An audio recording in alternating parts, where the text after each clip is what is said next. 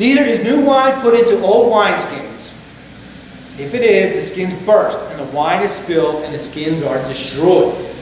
But new wine is put into fresh wineskins, so both are preserved.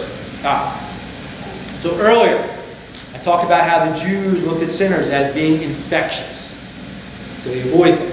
And in the Old Testament, yeast, because it spreads quickly, it grows quickly, was an analogy for sin.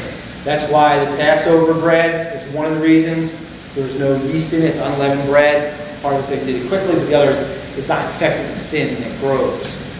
In the New Covenant, since we're supposed to infect others, now the yeast that put in wine, it takes on a new analogy, and it's analogous of life. Fermentation is life, something growing and prospering. Now it's important to note with this change of analogy, they're just analogies. Now most wacko theology we have in Christianity comes from a hyper-literal interpretation and adherence to an analogy. They're just word pictures. If you're familiar with science, everyone has an idea of it. If I say an atom, you picture an atom in your head, you got a ball and a bunch of little balls spinning around it, right? Well, an atom does not look like that. An atom is a mathematical concept that we represent in a picture that we can somehow grasp. Jesus does this all the time. He tells different stories and parables so we can, the idea is just to go, okay, I get where he's going, is I get the point. You take the point and then you can leave the illustration behind. A lot of people, they take these illustrations and they try to plug them into like future events and say what they represent. It was just a word picture to get you to his point. Give you an idea. Revelation 21:21. The streets will be made of gold and beautiful as transparent glass. Well, in the New Jerusalem, will the streets be made out of gold? I don't know. Do we really even care? I mean, will gold have any value at that point?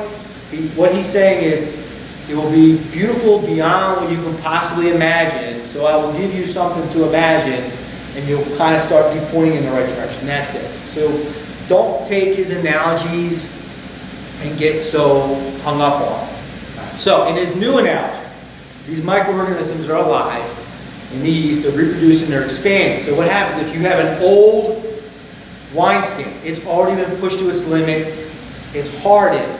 So if you put new wine and it grows, it's just going to burst, it's just going to crack and break. So you need to have a new, fresh, viable wineskin, and it will grow with the wine. So that's the illustration. Now let's get to the point. There's two different meanings to this point. The one is ethnic. He's saying that the gospel is too big to fit in this tiny Jewish religious system. It's about to explode into the entire world and create an entirely new people, his church.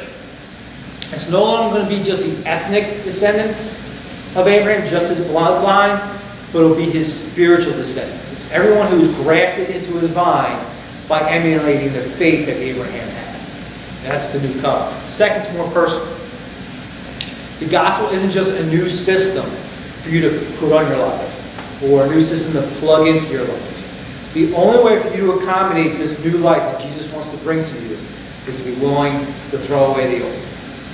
Now, you see C.S. Lewis earlier. We're going to go back to him for one more. He explains that this is why the Christian is in a different position from other people who are trying to be good.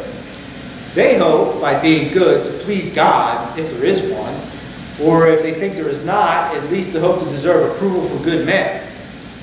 But the Christian thinks any good he does comes from the Christ life inside him. He does not think God will love us because we are good, but that God will make us good because he loves us. Just as the roof of a greenhouse does not attract the sun because it is bright, but becomes bright because the sun shines